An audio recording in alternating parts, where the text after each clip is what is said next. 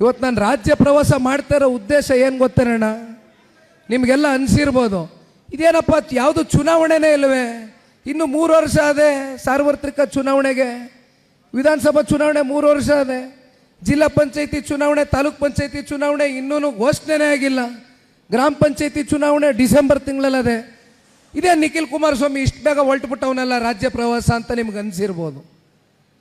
ನನಗೆ ತಮ್ಮಗಳ ಸಂಪರ್ಕ, ಸಂಬಂಧ, ಬಾಂಧವ್ಯ, ನಿಮ್ಮ ಪ್ರೀತಿ ವಿಶ್ವಾಸಕ್ಕೆ ನಾನು ಸದಾ ಚಿರುಣೆ. ಅದಕ್ಕೋಸ್ಕರ